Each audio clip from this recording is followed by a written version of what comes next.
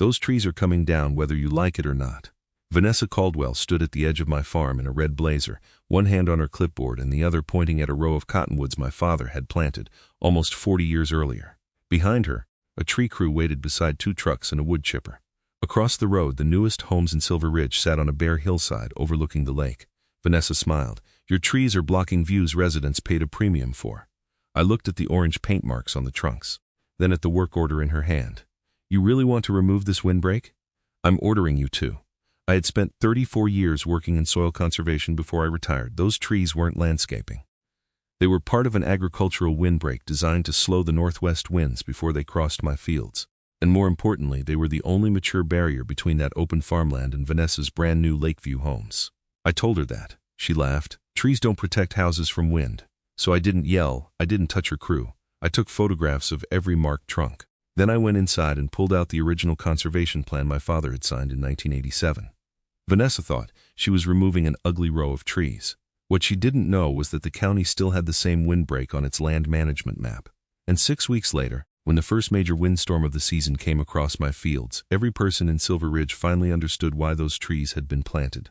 My name is Daniel Mercer. I was 68 years old, and the Mercer farm had been in my family for 3 generations. It wasn't a giant operation, a little over 200 acres. Soybeans, some years, a few hayfields, 2 barns, an equipment shed, and an old white farmhouse my grandfather had expanded 1 room at a time after coming home from the Korean War. The western edge of the farm ran along a ridge above Lake Ellison. That ridge was beautiful. It was also windy. Anyone who had lived there longer than a few seasons knew it. Weather moved across the open farmland from the northwest with almost nothing to slow it down. In summer, the wind dried soil. In winter, it pushed snow across the road. During thunderstorms, it could turn loose branches and debris into projectiles. My father learned that the hard way. In the winter of 1985, a storm pushed so much snow across the western field that our county road disappeared under drifts. We lost part of a shed roof. A neighbor lost a grain bin door. The following spring, Dad contacted the local soil conservation office. They designed a multi-row windbreak, cottonwoods for height, evergreens for year-round density, shrubs along the lower edge. The idea was simple. Don't stop the wind completely. Slow it, lift it, break up the force before it crossed the farmstead and road. I was 29 when we planted those trees. I remembered Dad driving the tractor while I walked behind him checking spacing. Some of those seedlings weren't much taller than my knee. 40 years later, the tallest cottonwoods stood over 60 feet. The evergreens had grown thick beneath them. They weren't pretty in the landscaped subdivision sense. They weren't evenly shaped. They weren't ornamental. But they worked. I knew that professionally as well as personally. I spent 34 years working in agricultural soil and water conservation. Most of my job wasn't dramatic: drainage, erosion, shelter belts, runoff, field buffers, wind exposure. The kind of things people rarely notice until someone removes them. When I retired, I returned to farming full-time. By then, Silver Ridge had begun expanding toward our western boundary. The original neighborhood was farther south. Then a developer bought 80 acres between the subdivision and the lake. The newest phase included 26 expensive homes, big windows, stone facades, second-floor decks, and advertisements promising unobstructed lake and ridge views. That phrase eventually became my problem. The first complaint arrived as a letter. It came from the Silver Ridge Homeowners Association. Vegetation maintenance request. The letter said, trees along the eastern boundary of the new development were interfering with neighborhood sightlines and creating an inconsistent visual corridor. I read it twice, then called the management office. A woman named Claire answered. I received a vegetation notice. She asked for my address, then paused. Mr. Mercer, you're not part of Silver Ridge, I know. Then this shouldn't be a violation notice. Apparently your board disagrees. She looked it up. This was submitted as an adjacent property concern. What does that mean? It's technically a request. It says compliance requested within 30 days. Another pause. I'll speak with the board. I thought that would end it. Instead, Vanessa Caldwell appeared at my farm 4 days later. She was the HOA president. Red blazer, white blouse, leather folder. She stood beside the windbreak like she was inspecting a failed landscaping project. These trees haven't been maintained. They're a windbreak. They're overgrown. They're supposed to be dense. They block the lake. That's not what they're for. She looked through the branches toward the water. Several homeowners paid significant premiums for those lots. I didn't sell them the lots. The developer represented these as Lakeview properties. Then you should talk to the developer. She smiled. We're trying to resolve this cooperatively. What are you asking me to do? I laughed. You want me to top 60-foot cottonwoods? Or remove the worst offenders? They aren't offenders. They're trees. They're infrastructure. She actually laughed at that. Mr. Sir, trees are not infrastructure. These are, she opened her folder. Our landscape consultant says removing the mature row would improve views and increase sunlight. Your landscape consultant study wind erosion? That isn't relevant. It will be. Her smile faded. I explained the windbreak, the original conservation plan, the prevailing wind direction, the open field, the homes directly downwind. Vanessa listened for maybe 30 seconds. Then she interrupted. With respect, we're talking about property values. So am I. No, you're talking about farming. I looked across the road at the new houses. And you think weather stops at the property line? She closed her folder. The board will discuss its options, I said. Before you discuss anything, understand this clearly. Those trees are on my property. Silver Ridge has no authority to cut them. She walked back toward her car. We'll see. That was the first time she said it. It wouldn't be the last. For the next month, Vanessa escalated in small steps. First came another letter, then photographs. Then an email claiming dead limbs created a safety hazard. That part wasn't entirely false. A few cottonwoods had dead branches. Old trees do. So I hired a certified arborist. His name was Samuel Ortiz. He inspected the entire windbreak. He recommended removing 3 dead limbs and 1 damaged tree near the northern end. Nothing else. His report specifically warned against opening large gaps in the mature row because it would reduce the windbreak's effectiveness. I sent the report to Silver Ridge. Vanessa replied the same afternoon. The HOA does not consider selective pruning an adequate solution to the visual obstruction. Visual obstruction, not safety. That email went into a folder. I had learned a long time ago that when people kept changing the reason for what they wanted, you should start saving the reasons. A week later, Martin Cole came by. He served on the Silver Ridge board. Unlike Vanessa, he didn't arrive carrying a folder. He leaned against my fence and looked at the trees. How much would it cost to thin them? I don't know. What would you agree to? Maintenance that doesn't destroy the windbreak. He nodded. Vanessa says residents are threatening legal action over the views. Against whom? The association. Maybe the developer. That sounds like a Silver Ridge problem. It is. He hesitated. Some of those houses were marketed with permanent lake views. I looked through the trees. Were my trees here when the houses were built? Yes. Were they here when the lots were sold? Yes. Then nobody lost a view. Martin didn't answer. They bought a view through somebody else's trees. He rubbed the back of his neck. That's more or less what I told her, I asked. Does the HOA have an easement on my farm? Not that I know of. Tree maintenance agreement? No. View easement? No. Then what exactly are we discussing?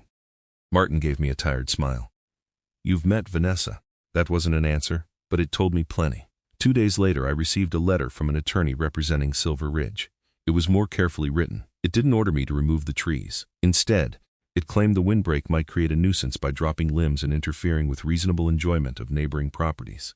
I sent the attorney Samuel's arborist report. I also sent the original conservation plan. The response changed again. Now they wanted a meeting. I agreed. Not because I thought Silver Ridge had authority over my farm, because I wanted everything on record. The meeting was held in their clubhouse. About 30 residents attended.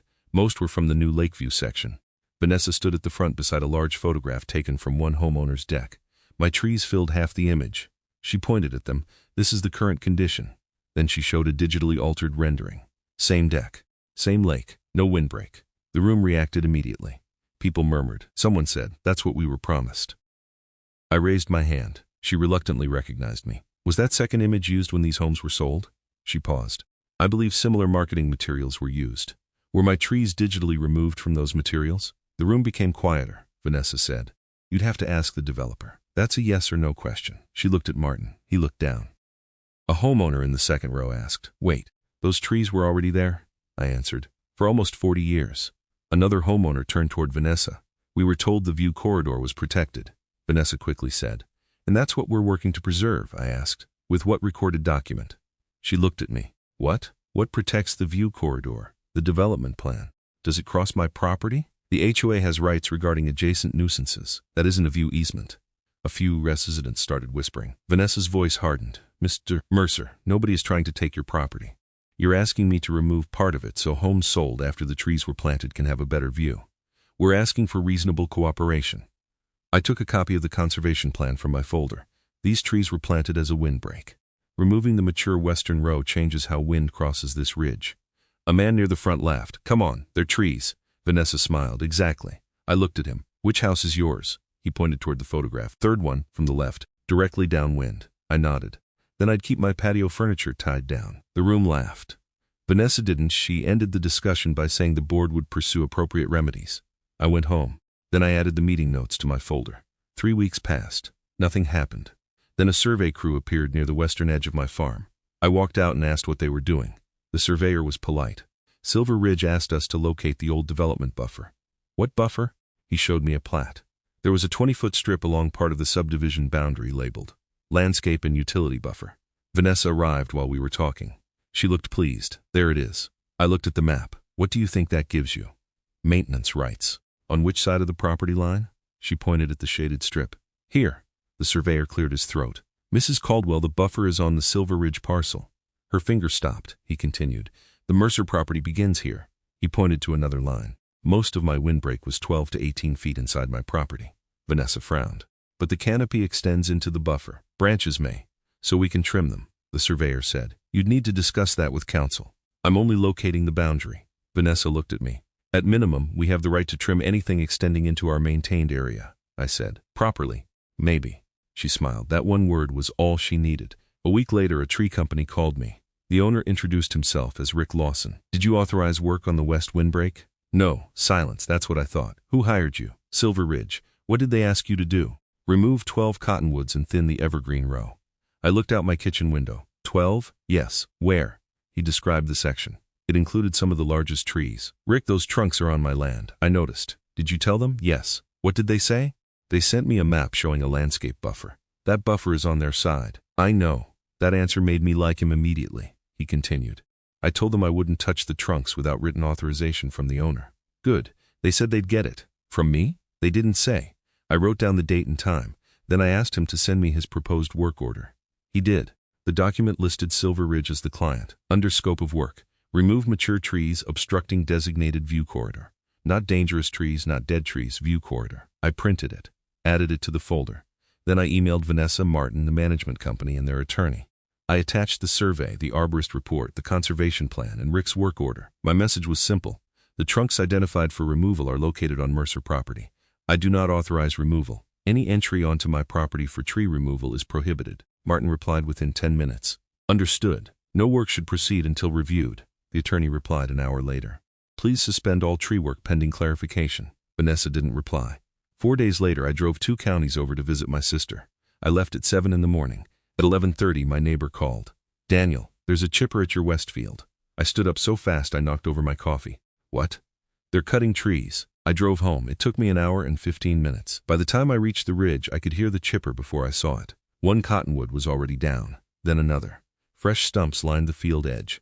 Branches were stacked beside the road, and Vanessa stood near the crew in her red blazer. Clipboard in hand, I parked, got out, and counted. 7.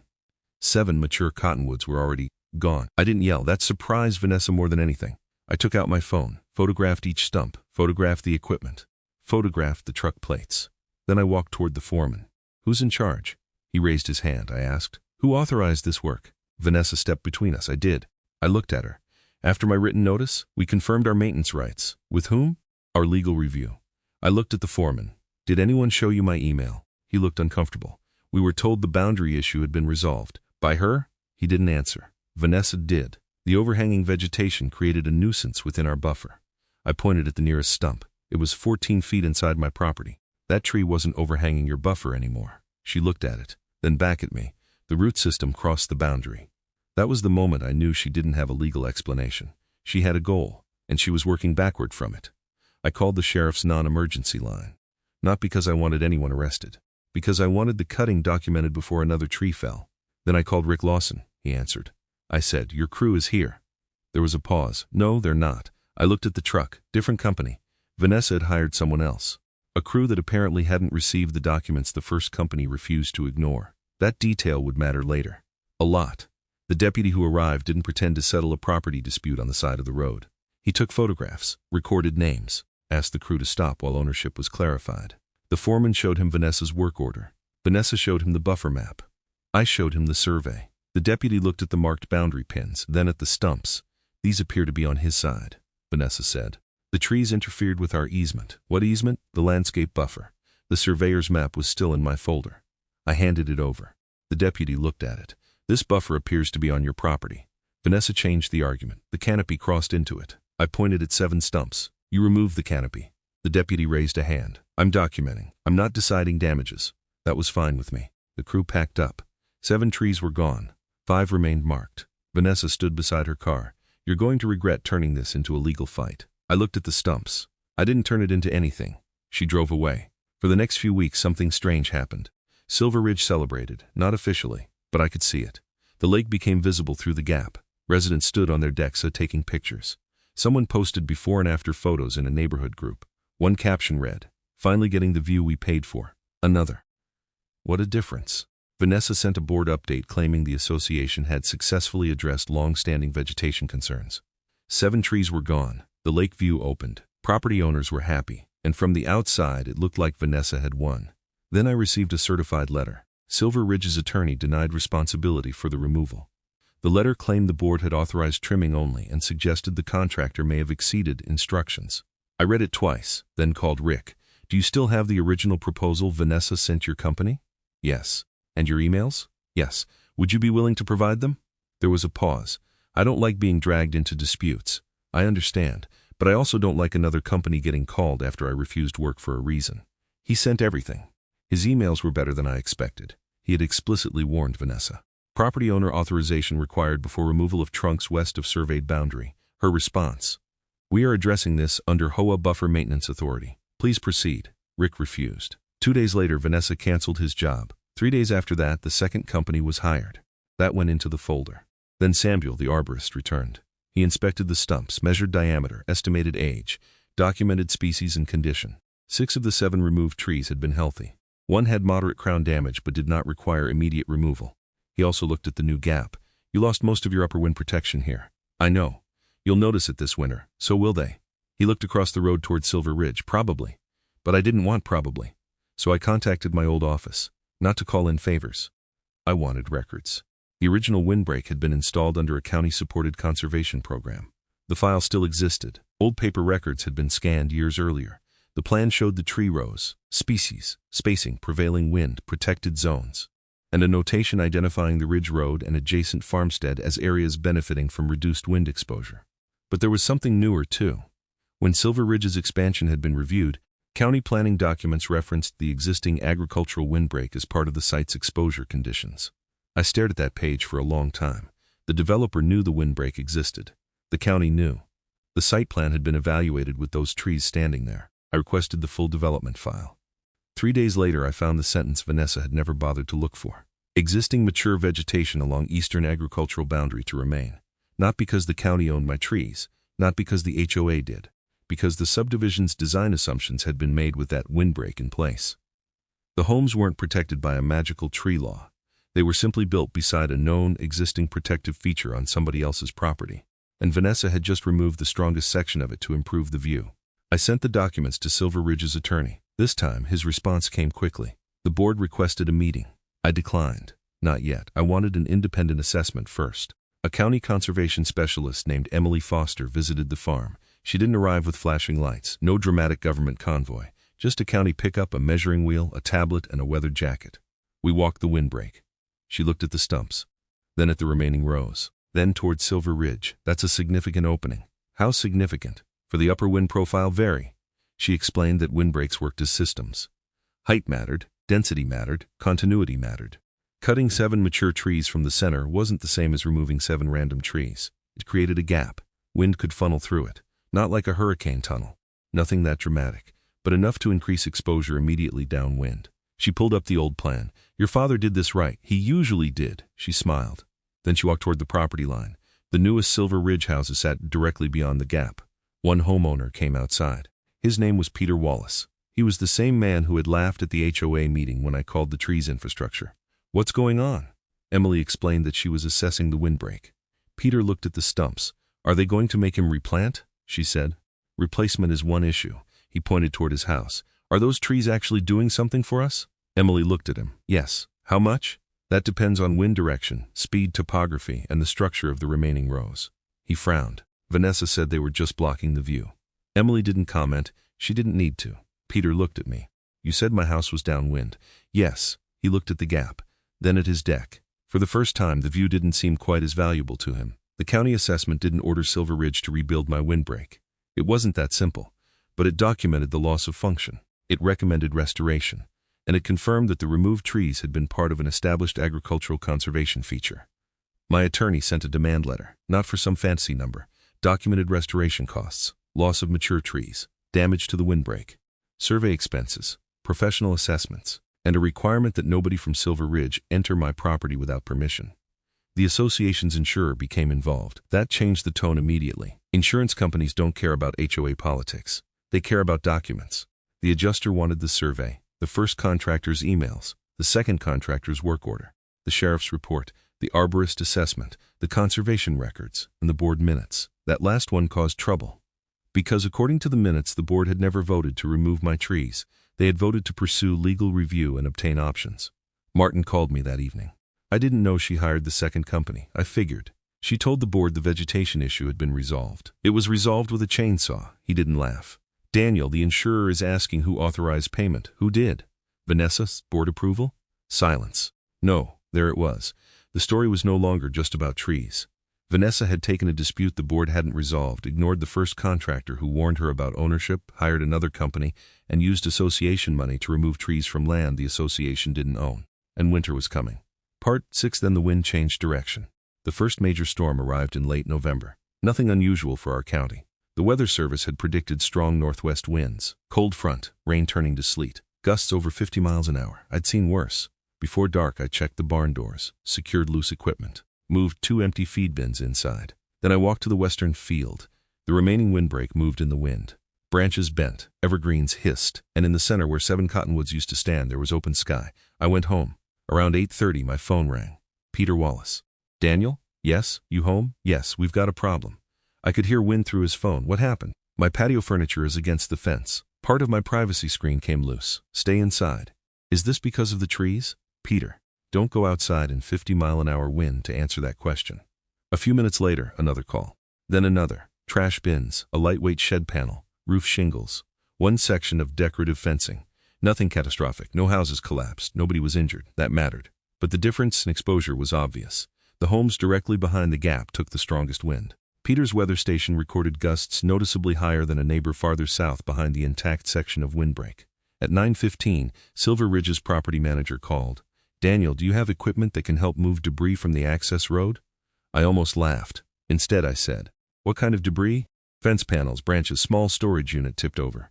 Is anyone hurt? No. Road blocked? Partially. I'll bring the tractor. I could have said no. I didn't. Those residents hadn't cut my trees. Most of them had simply believed what they were told. I put on my coat and drove the tractor toward Silver Ridge. The wind hit differently the moment I crossed the gap. Even inside the cab I felt it. I moved 2 fence sections, dragged a damaged storage shed away from the road, helped Peter secure part of his deck railing. Then I saw Vanessa. She was standing near the clubhouse entrance in a raincoat over her red blazer. Even in a storm, apparently, some uniforms were permanent. She walked toward me. This weather is extreme. I looked at her. It's November. You can't claim the trees would have prevented all this. I haven't. Good. I pointed toward the intact southern windbreak. Go stand behind that section. What? Then stand behind the gap. She didn't move. Peter had come outside. He heard me. I already did. Vanessa turned. Peter pointed at his handheld weather monitor. There's a difference, she said. That doesn't prove anything. I nodded. She's right. Vanessa looked surprised. I continued, 1 storm isn't a scientific study. Peter looked disappointed. Then I added, good thing we already have 40 years of conservation records. Vanessa stared at me. The wind pushed rain sideways across the road. Behind her, one of the expensive decorative entrance banners tore loose from its frame. I watched it disappear into the darkness. I didn't say a word. Part 7. The meeting where the view stopped mattering. Silver Ridge held an emergency board meeting 4 days later. This time, the room was full. Not because people cared about my trees, because they cared about their insurance.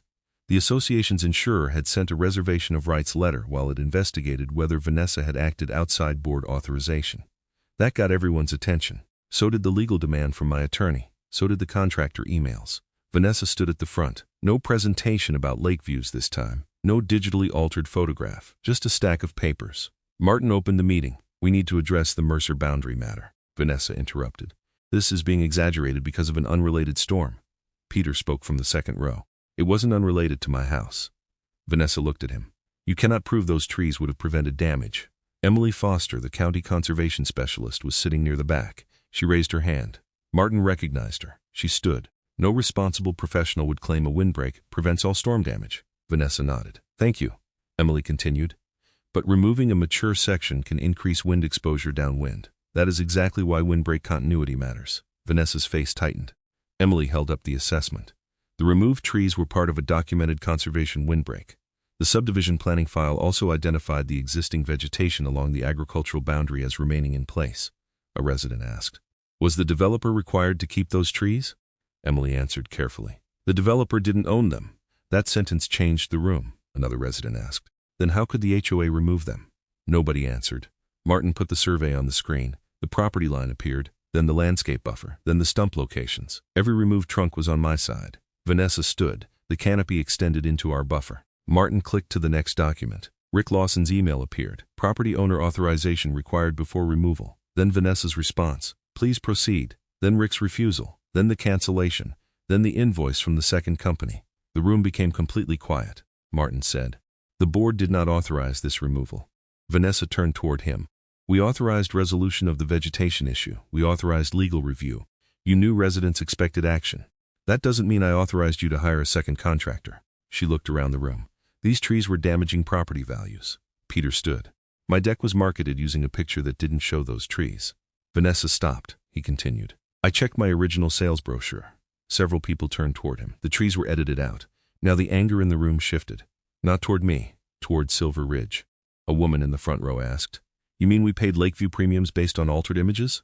Martin said. That issue involves the developer and needs separate review. Vanessa tried to regain control. That has nothing to do with Daniel's claim. I spoke for the first time. Actually, I agree. She looked at me. My trees didn't sell your houses. I pointed at the screen. Someone else's marketing problem became my property problem because you decided removing my trees was easier than telling homeowners the truth. Nobody spoke. Vanessa looked at the residents. I was protecting your investments, Peter answered. You were protecting a sales promise. That one hurt. You could see it. Then the association attorney stood. He had been quiet until then. The board has received preliminary advice regarding the claim. Vanessa turned toward him. He continued. Based on the survey, contractor correspondence, and authorization records, the association should not contest ownership of the removed trees. Vanessa said. We had maintenance rights, not over those trunks. The branches? Vanessa. He didn't raise his voice. He didn't need to. The trees were not HOA property. Silence. Then Martin asked the question everyone had been waiting for. What happens now? The attorney looked at me. We resolve the damage, then at the board, and we make sure it doesn't happen again. Part 8, you can't replace 40 years in one afternoon. The settlement wasn't dramatic. Nobody was handcuffed. No federal agents walked into the clubhouse. No judge slammed a gavel. Honestly, I preferred it that way. Real property damage doesn't become less serious just because nobody gets arrested. Silver Ridge's insurer agreed to fund restoration based on professional recommendations. Not 7 decorative replacement trees, a windbreak restoration plan. That distinction mattered. Emily and Samuel helped design it. Fast-growing native trees, evergreens, lower shrubs, spacing designed to rebuild density over time. The association also paid for temporary wind fencing while the new planting matured. That was the irony. Vanessa had spent months calling my windbreak an ugly visual obstruction. Now Silver Ridge was paying to install another visual obstruction because residents wanted their wind protection back. The settlement also covered the value of the removed mature trees, professional fees, survey costs, and damage to the field edge. More important to me, the agreement included a permanent acknowledgement. Silver Ridge had no landscape control authority on my property. No employee, no contractor, no board member, no maintenance crew. Nobody entered to trim, cut, spray, plant, remove, or alter anything without my written permission. The board adopted a new contractor policy too. Any project near an external property boundary required a verified survey and written authorization before work began. Martin pushed that through. Vanessa opposed it. She didn't remain president much longer. At the next election, she lost badly. Martin didn't run for president. A woman named Rebecca Hayes took the position instead. Her first visit to my farm was very different from Vanessa's. No clipboard, no demands. She brought coffee. She stood beside the new planting and said, I owe you an apology on behalf of the association. You didn't cut the trees. No. But the association paid for. I appreciated that distinction. She looked across the road.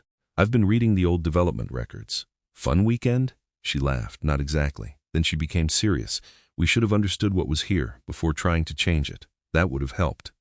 She looked at the temporary wind fencing. It's not very attractive. No, she smiled. I think we'll survive. The following spring, volunteers from Silver Ridge came to help plant the lower shrub row. Peter brought his teenage son. Martin came with a shovel. Even some residents who had complained about the view showed up. Nobody talked much about property values. They talked about soil, spacing, watering, how long the evergreens would take to fill in. Peter stood beside me after we finished his section. I owe you an apology too, for laughing, and for thinking those trees were just in the way. I looked toward his house. The lake was still visible through parts of the new planting. For a while you're going to have the best view you've ever had. He laughed. I'm not sure I want it anymore. You'll be fine. He looked at the young trees. How long until these work like the old ones? Years. His smile faded. That long? You can plant a tree in 20 minutes. I looked at the old stumps beyond the new row. You can't plant 40 years. That was the part Vanessa had never understood. She looked at a mature windbreak and saw something blocking a view. My father saw winters, soil, roads, buildings, the direction storms came from. I saw both, because I had spent my career learning that the things protecting you are often the things you stop noticing. Drainage ditches look useless until the rain comes. Fire breaks look like empty land until the flames come. Windbreaks look like rows of trees until the wind comes. And property lines look like marks on a survey until somebody decides your side belongs to them. By the following winter, the new trees were still small. The temporary fencing did most of the work. It wasn't beautiful.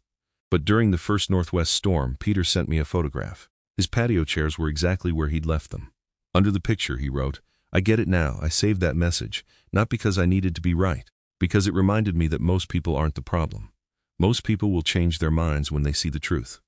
The problem is the person who sees a boundary, a warning, a report, and a written refusal, and decides their title gives them permission to ignore all of it. Vanessa wanted a better lake view. For a few weeks she got one. Then the wind came through the opening she'd created. The surveys showed whose land she'd entered. The contractor emails showed she'd been warned. The board records showed she hadn't been given the authority she claimed. And the conservation file showed those old trees had been doing a job long before Silver Ridge existed. Vanessa thought she was removing an eyesore. She was really removing protection she had never noticed. That's the strange thing about boundaries. Sometimes they're fences, sometimes they're lines on a deed, and sometimes they're 60-foot trees planted by a farmer 40 years ago because he understood something the people looking through them didn't. The view beyond your property may be beautiful, but that doesn't make what's standing in front of it yours.